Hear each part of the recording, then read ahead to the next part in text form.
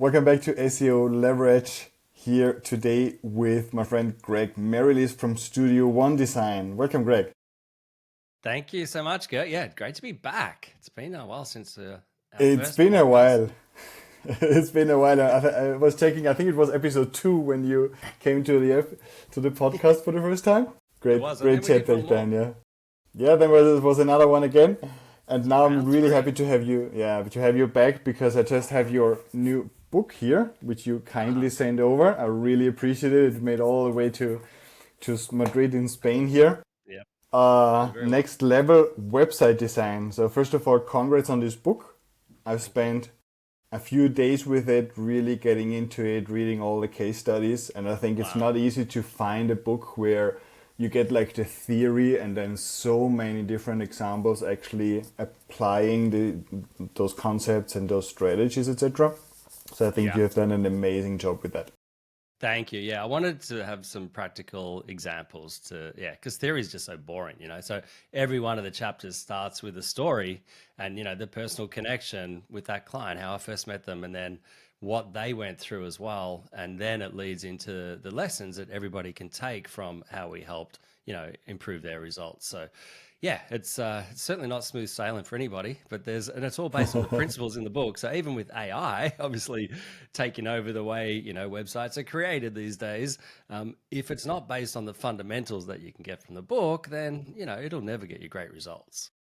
This is an excellent point because it feels like we have everything at our fingertips right now, right? Everybody's starting out online and they watch a lot of YouTube videos from woodworkers and handyman starting their own small businesses, etc. And they say, yeah, just use AI to build your landing page and do some vibe coding and do some, I don't know what, you don't need anybody. You can do this all on your own. And I've been doing my fair share of website development and programming, etc. And kudos to every woodworker who suddenly starts figuring out those kinds of things. How do you advise clients that feel they can do it everything on their own with you having 25 years of experience, 2,000 websites built, as I've read, which is impressive on its own. What's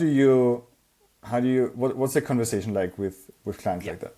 It depends on how new their business is. Have they tested everything? Have they tested their offers, their lead magnets, their funnels? How established is their business? How much content do they have on their website? And so if it's a brand new business, then use AI. Use one of those vibe coding tools like Replit or Cursor, and there's a whole ton out there that can just quickly turn your idea into a coded web page.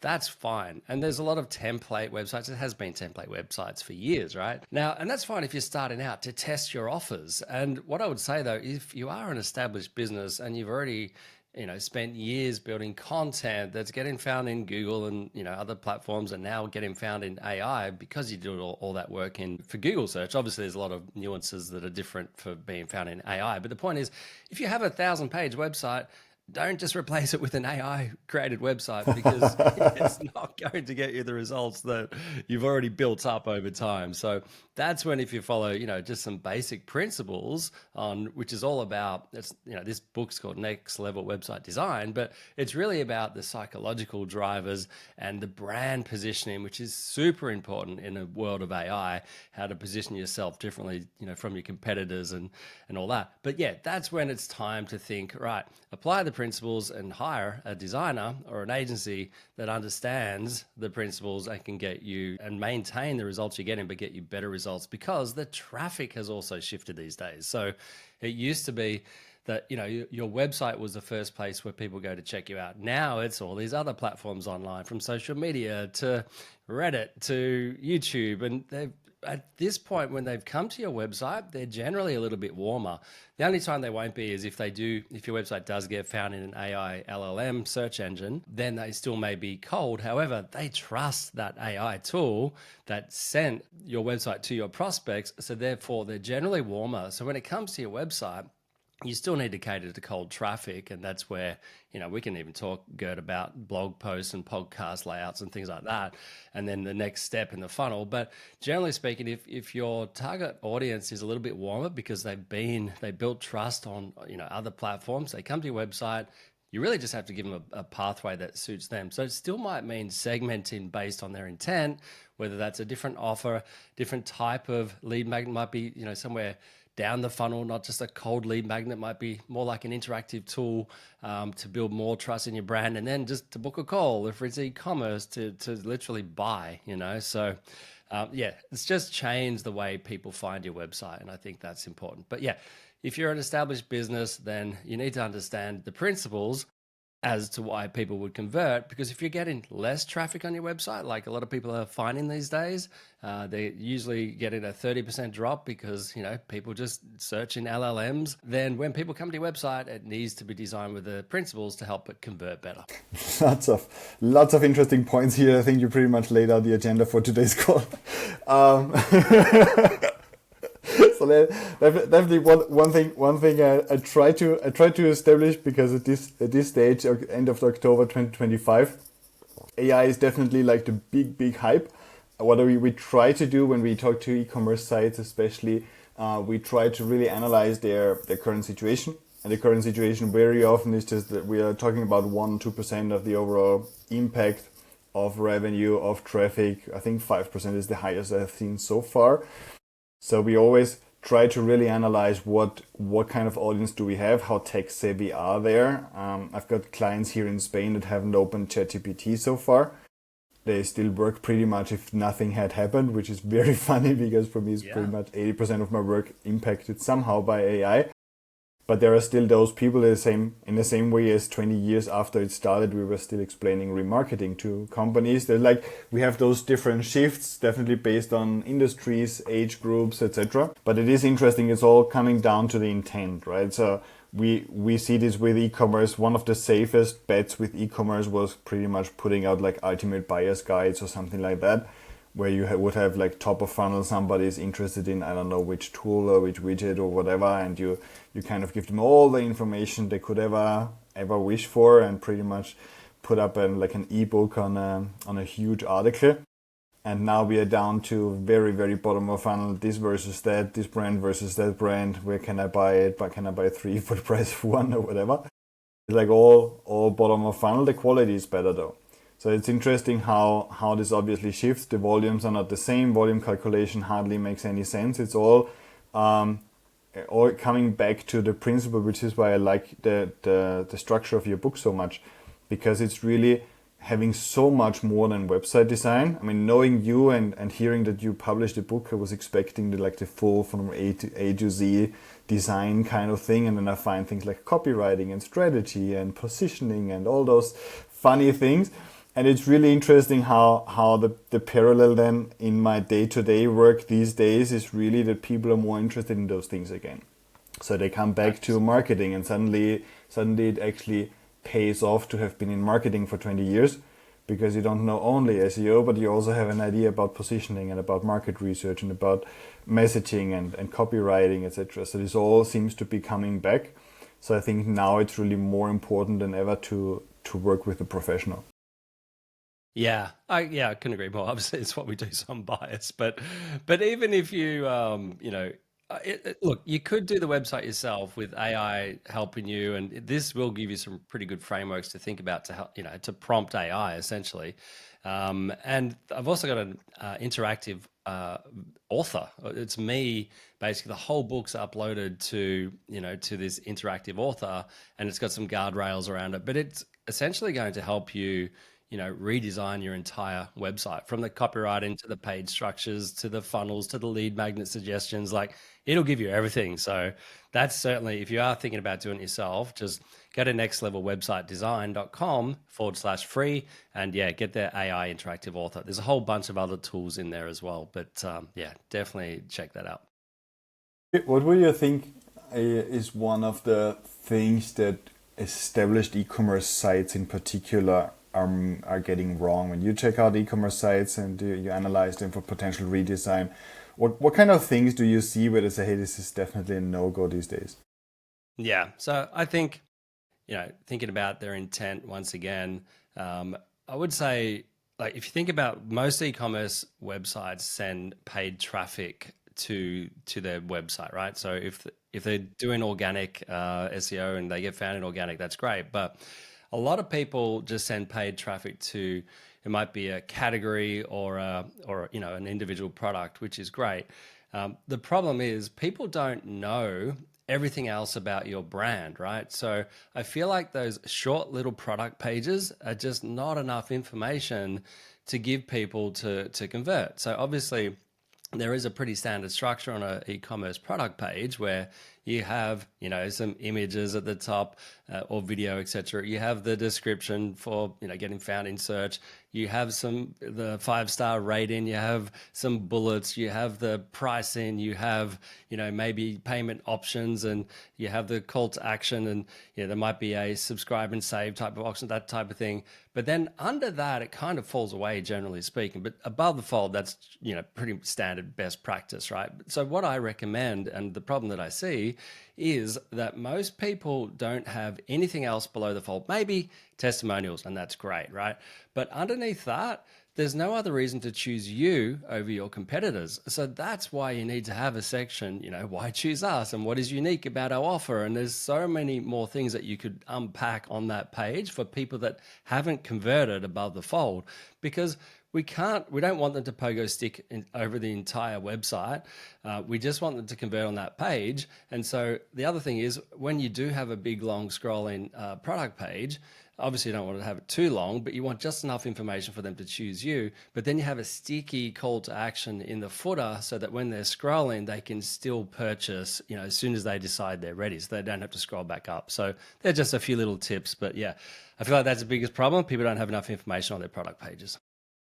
This is a really, really something that we also see with AI now, where it's all about context, right? So you can obviously have your name and the product name and a few images, etc. But really, what does a conversation look like where your product should be recommended? So we really try to get a lot of use cases up on product pages these days. We try to have like real usage pictures, I don't know, testimonials like you said, but the ones that actually give some context about how they actually used it, etc. So it's really fascinating how people really think it's just name plus price equals sale. And it reminds me actually of like the last time I went to an electronics store physically. I asked the sales rep to compare two products for me, and he would just go there and read the labels to me, and he would say the name and the 3 characteristics and the price, and then the other product, and again reading for me the name and the characteristics and the price. And this is how very often product pages are structured, right? It's just a standard template. They just went with it, don't want to pay too much attention to the individual product. And it's just this crappy sales rep. Yeah, you have a store, but you have a crappy sales rep. And for me, it's always the product page, like your sales rep that actually needs to pull off the sale. And now it's your sales rep that also informs AI about why your product is the right solution for a particular use case. Yeah, and also people will be, comparing. They'll compare you to other brands that they find as well. So why not put a comparison chart on those product pages, why they should choose your brand over your competitors, for instance. And you don't name your competitors, but it might be a competitive type of product or solution. It might be a totally different type of product, but it still gets the same result. So just, let people know why they should choose you. But then also, I think you touched on it before, UGC, so user-generated content. Don't just have testimonials or reviews, like show people interacting with your product and put that on the product page as well. So there's so many things you can do to give people reasons to buy, to choose your solution. We've been doing a lot of work with Ezra Firestone, and always I'm looking at his latest templates he figured out with his A/B testing and stuff like that. And I just saw him in Barcelona on a conference as well and talked a little bit with him. And he was like all about the buy box, obviously talking all about the buy box, and the buy box needs all those decision factors. But then when you look at his websites, obviously, I mean, it's a huge product page, so much testimonial, so much proof, so much social proof, obviously, but also so many use cases and additional information, etc. It's like this, every product page he's got is like a landing page that could stand on its own. Exactly. Right? Yeah, I just want to say Ezra Firestone is an absolute legend. that's where I cut my teeth on e-commerce. We were his white label design team for about 5 years. I didn't know that. Yeah, I when he didn't know first that. started, yeah, his agency. Ah, cool. Obviously, smart marketer, has changed a lot over the years. It's more an education business now. But back in the day, he used to white label us to provide e-commerce websites to his Cool. I didn't clients. know So that. I learned so much from Ezra. Like he just doesn't hold back. And yeah, I watch all of his presentations since then as well. And then he had me speak at his event, in San Diego about 6, 7 years ago now. But yeah, Awesome. legend. And yeah, that's where we learn everything from Ezra. So his Yeah. stuff works. And he No, shares everything openly. that's really great. Yeah, we learn a lot as well. We're always tweaking our SOPs based on the latest tests he's been running, and he obviously does this at a scale where it really makes sense to draw some conclusions.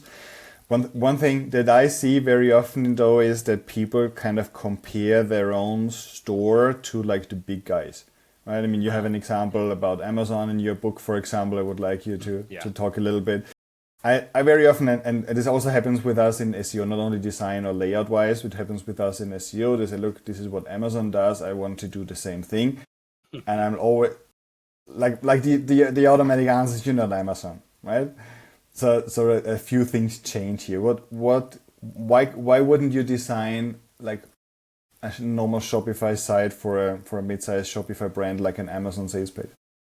Yeah, well, it's because they have an audience that trusts their brand. If you're a challenger brand and you're not known at all, then you can't expect to get, if you put the same type of design up as Amazon, you can't expect to get the same type of results because you're an unknown brand. And it means you're going to have 1,000 different options on there and it's going to dilute your conversions of the thing that you want to sell. All right. So it's just confusing people. But yeah, there's obviously a lot of split testing that they do, but it's because their audience trusts their brand. And that's the biggest difference. So if you're a challenger brand, you have to give people reasons to choose you over your competitors and over Amazon as well. That comes back to all the things we said, just previously, where, you need to prove that you are the trusted authority and the expert at what you do and give people reasons to choose you over your competitors. Absolutely, yeah, makes a lot of sense. I mean, one thing we also mention is that Amazon is pretty much a search engine. So people don't see it like that, but Amazon is a search engine. So most of the product searches, people searching to buy something right now, they open up Amazon. They don't even open up Google. Google tries to get close to it with their layout and their sidebar and their navigation, etc. But people just go, if you want a video, you go to YouTube. You want a product, you go to Amazon. I think most users of different ages have gotten to this point right now. So we definitely need to make sure we differentiate here. One thing that's really interesting for me, for example, is what we do in terms of assessing e-commerce sites is that we pretty much have a revenue leak calculator. So we say, okay, there is something wrong on this website. Let's actually assess what this means in terms of revenue losses and then assess the revenue leaks and say, okay, in which order do we want to approach them? And one of those leaks is definitely in terms of bounce rates, also conversion rate. What kind of impact do you see in e-commerce, for example, with like a proper design from a standard template that might be a Shopify standard template or WooCommerce to actually something that's custom where there's more work behind presenting the product in the context, etc. Yeah, even Shopify templates can be very conversion focused initially, but nobody knows how your particular audience is going to use your particular website, right? So that's why we do the same sort of thing. We have a conversion optimization service. So if somebody new comes to us for e-commerce, we're not just going to use best practice. We're going to put heat maps and user behavior. Watch every video of people using their website. And then potentially even to survey their audience or have user polls on checkout pages and thank you pages to figure out why they chose you essentially. And so there's a whole lot of data that we need to gather before we do a redesign, and that is a crucial piece. So in other words, we don't exactly know. There's best practices, sure, and I think one of the best practices that's often overlooked is obviously a lot of website traffic goes to mobile. Instead of the desktop. So there's a lot you can do on mobile to get it to load fast, but also to maintain conversions.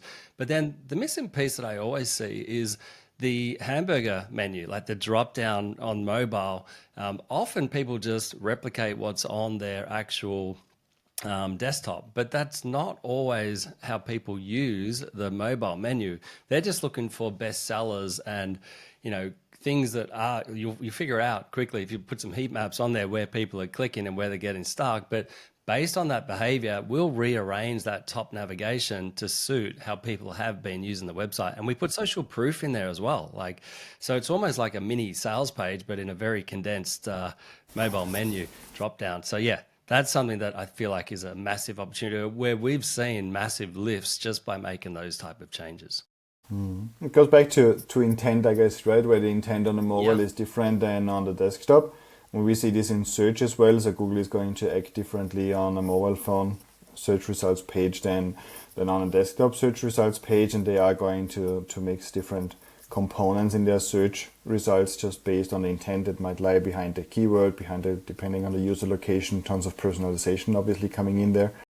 Is personalization something in design that's actually something that's coming up?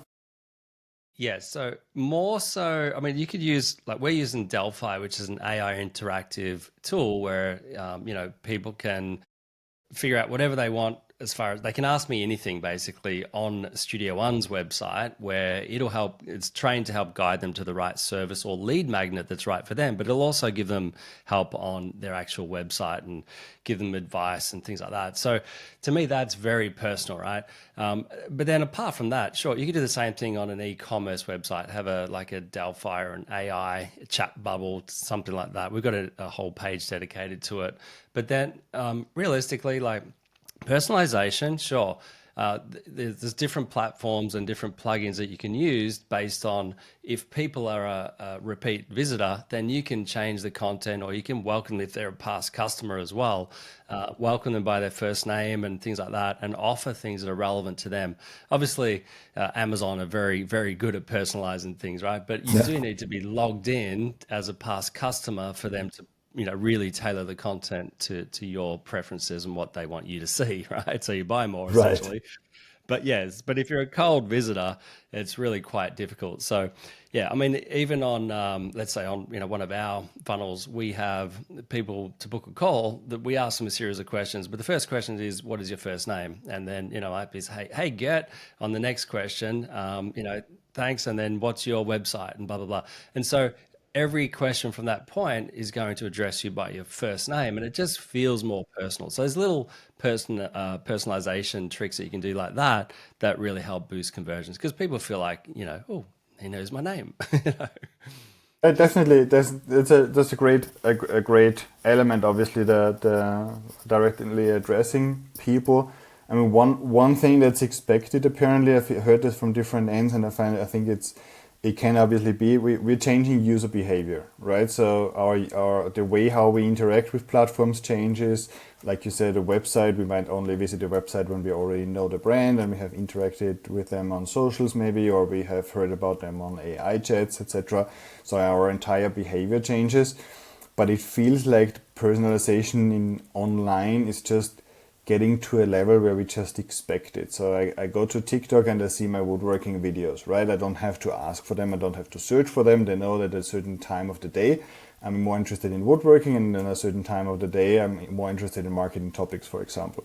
So the question is there a way where you come to a website and the system might just know your preferences, or they might just show things in a different way? I mean, I remember when I was a web developer, what was this, 15, 20 years ago, we were spending hundreds of hours trying to figure out like the personalization and personal recommendations just based on certain characteristics. But this was, like I said, 20 years ago. Interestingly, it hasn't come to a point where, say, there would be tons and tons of plugins or standard extensions right now that people would use. Apparently it wasn't worth it, I guess, or it was not possible to an extent.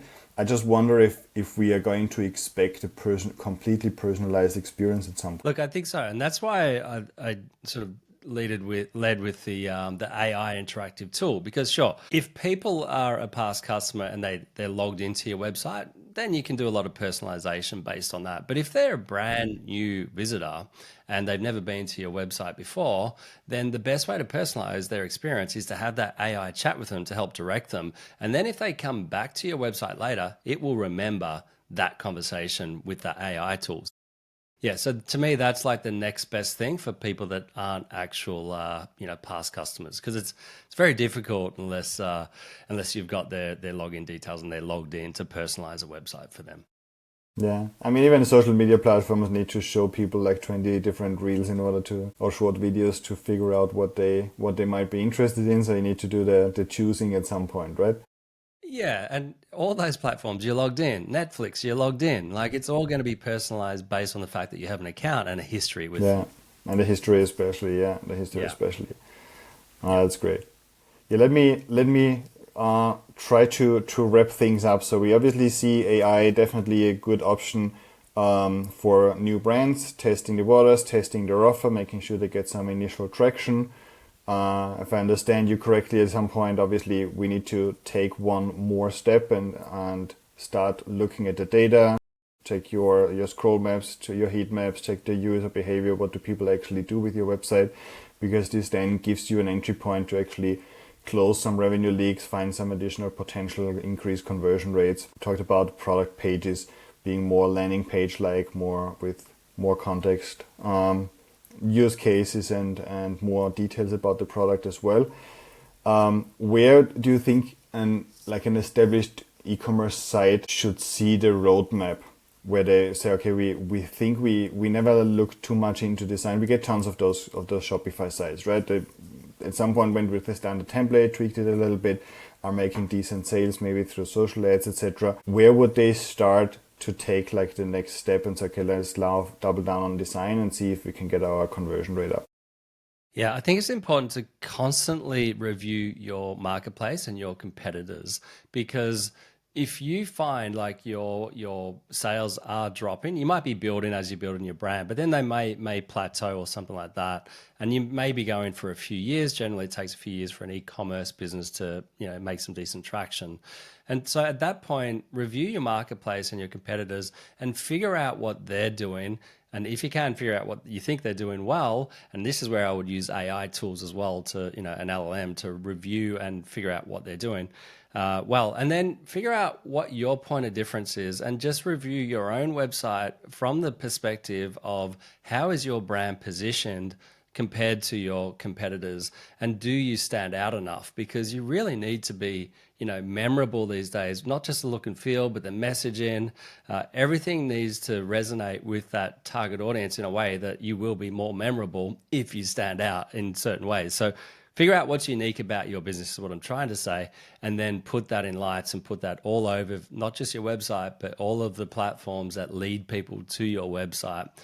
So yeah, and then look, I would say generally speaking, if you are making, you're on from 7 figures to 8 figures, I would definitely review your website, keep what's working, and if you can figure that out from all of your data, but then potentially do a redesign. But be careful if you do a redesign, because you may alienate existing visitors. So you may want to update the design, but not completely reinvent it so it's unrecognizable. That's a big element we try to recommend. I remember one guy who came in and he wanted to kind of completely relaunch the website, and it was like a really risky situation. I was like, let's do the header first. Yeah, yeah. And he actually got pretty much his goals by just the header redesign. It was obviously very, very cost effective. It was very quick. He had like in 2 weeks later, he had like a completely new look and feel, but was able to preserve, well, for us, it was important to preserve his rankings, obviously. With the redesign, you never know how users are going to react. But those iterative changes, I think, are really something we have been able to prove time and again to be like the recommended path of action, where it's just like make small tweaks, see does this do anything, are things still at least as good as they were before and not dropping, or otherwise we can just undo a small change and just iteratively test your way through this. Exactly. Yeah, it's very important with e-commerce. Yeah. Um, Awesome. And yeah, just remember your website is never finished. So even if you do a full redesign, look at the user behavior and your analytics and your metrics, your sales, your leads, etc., and then make tweaks based on the data that you're observing. Awesome. Thank you so much, Greg. Merrilees, Next Level Website Design is your new book. Definitely highly recommended. What's the best way to get in touch with you and your team? Yeah, so go to nextlevelwebsitedesign.com if you want to check out the book. That'll take you directly to Amazon. But yeah, if you want to have a chat with me, look at studioondesign.com, have a look at our folio, our services, and then you can reach out to me, Greg, at studioondesign.com if you have any questions. Awesome. Thank you. As usual, this podcast is going to be over at seoleverage.com/podcast, where we're going to link to these sources and obviously the book. Thank you so much for taking the time, Greg. Pleasure. Thank you, Gert. Thank you.